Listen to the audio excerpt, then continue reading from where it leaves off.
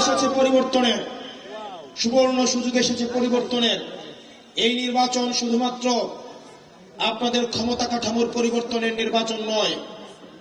আমি আপনাদের কয়েকটা প্রশ্ন করব, আপনারা উত্তর দিবেন হয় হ অথবা না।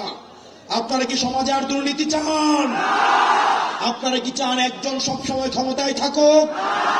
আপনারা চান কিনা দুর্নীতি মাদক সমাজ থেকে চিরতরে নির্বাসনে যাক? আপনারা চান কিনা একটা স্বাধীন এবং নিরপেক্ষ কমিশনের মধ্য দিয়ে নির্বাচনগুলো অনুষ্ঠিত হোক? যদি হয়ে থাকে তাহলে আগামী বাংলাদেশের রায় আমাদের হবে গণভোটে হা ভোটের পক্ষে।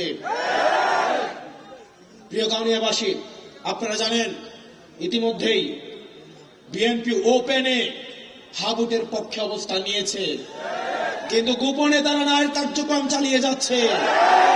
এই ওপেন গোপনের খেলা বন্ধ করে জনতার কাতারে নেমে এসে গণভোটে মুখে যেটা বলবেন কাজে সেটা করে হাকে জিতিয়ে আগামী সংসদে আমরা ক্ষমতা কাঠামোর ইতিবাচক পরিবর্তন করবো ইনশাআল্লাহ।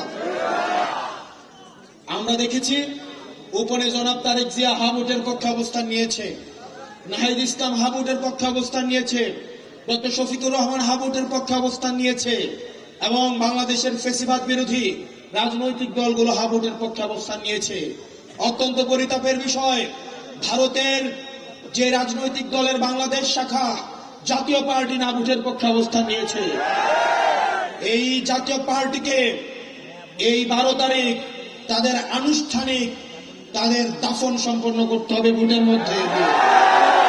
তারা অলরেডি মৃত।